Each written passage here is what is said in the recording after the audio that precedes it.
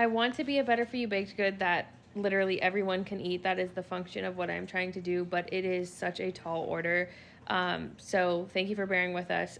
This person commented that they had a bunch of our amazing nutritious snack cakes and mini muffins in their cart until they realized about the erythritol, which is so bad for tummies. Damn, I was so excited. Thank you for the excitement. Thank you for like seeing what we're about, first of all.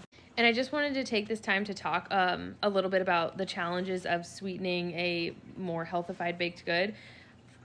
First of all, I should note that we are a lower sugar product, so we're not significantly relying on erythritol to bring sweetness, nor any other sugar to bring excessive, like, Americana sweetness, I should say. We are still a baked good. It still does taste sweet, but it is just functionally not as sweet as what America is used to. So it's not like we're using a crazy amount of erythritol in our stuff. Erythritol gets a really bad name because a lot of health foods brands will use erythritol or other substitutes completely entirely of any actual sugars, and they try to make these products that stand next to in sweetness terms what America is used to eating. And so you will find protein bars from now and again, you will find protein bars from time to time that will have like 20 plus grams of erythritol in the product, which definitely could upset someone's stomach. Now, we're all bio individual, so I'm not saying that erythritol doesn't upset you. I'm just trying to use this as like your comment as a way to talk about the challenges of formulating for everyone,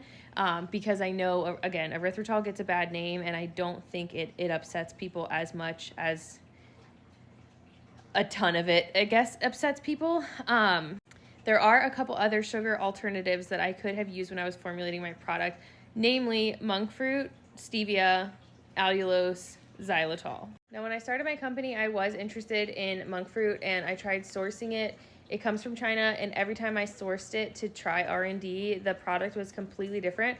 Also, monk fruit has like 100 times sweetness or something like that. It's like a crazy factor to regular sugar, so it doesn't contribute like the bulk and the structural functionality that sugar does in a baked product. It can be used basically to help like boost, which we do use a little bit of it in our mini muffins, but it can't be like a pure swap. Stevia, again, at the time of formulation, I had a lot of conversations with people around consumer perspective, and in general, at that point in time, a lot of people were not loving the product for the aftertaste. And allulose is actually a product that is banned from Whole Foods, so I didn't want to formulate because of that.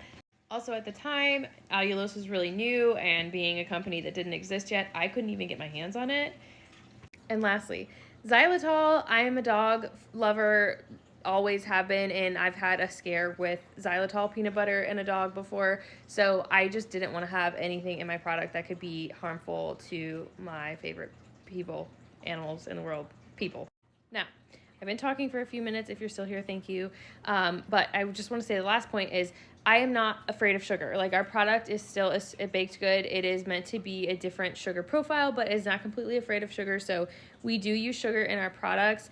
In the snack cake line that I first launched, which has a dark chocolate, a birthday cake, and a carrot cake, those are sweetened with either organic honey, that's the dark chocolate, or organic maple syrup, that's the other two. And that is what's providing like all of the sugar grams on the label. Those are like pure, good, clean sources of sugar.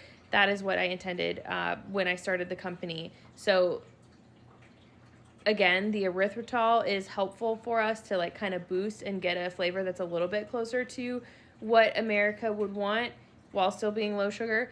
And also it's used in our whip on those cakes. Now, in the mini muffins, which is a product that I just launched, and I'm trying to kind of formulate closer to what average America will appreciate of our product, not just like a health foods consumer.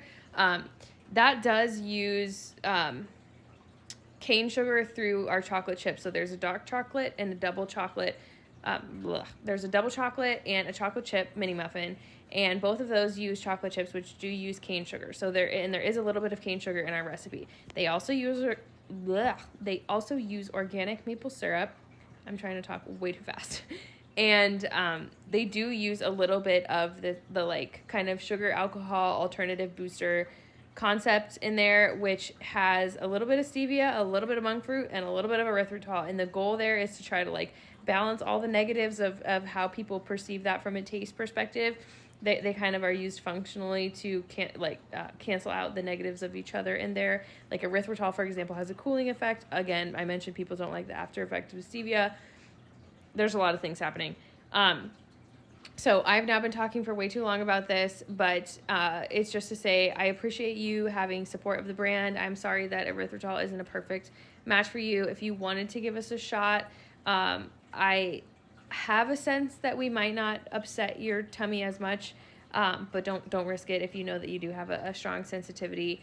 But I do keep everyone in mind, and it has always been such a struggle trying to formulate a product that truly everyone can love and appreciate, and it's just a perpetual journey.